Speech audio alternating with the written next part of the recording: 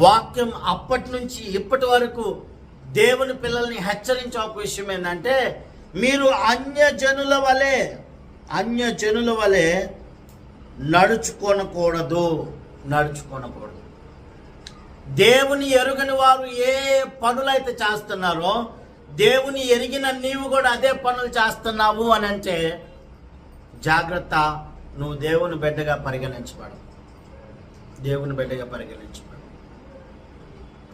అన్ని చోట్ల జరుగుతున్నట్లు దేవుని పిల్లల దగ్గర కూడా జరుగుతూ ఉందంటే, నువ్వు పేరుకి దేవుని పిల్లడిగా లేకపోతే దేవుని యొక్క కుమార్తెగా పిలువబడతావేమో, కానీ దేవుని దృష్టిలో మాత్రం నువ్వు ఎన్నటికి దేవుని సంబంధివి కాలేవు.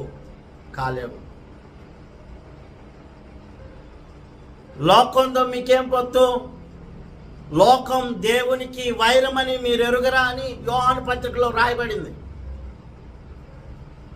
లోకంలో ఉండే వ్యవహారాలు, లోకంలో ఉండే విధానాలు ఈనాడు దేవుని పిల్లలమైన మనం నడుచుకుంటున్నట్లయితే ఖచ్చితంగా ప్రభు ఆ విషయంలో మనల్ని తృణీకరిస్తాడు.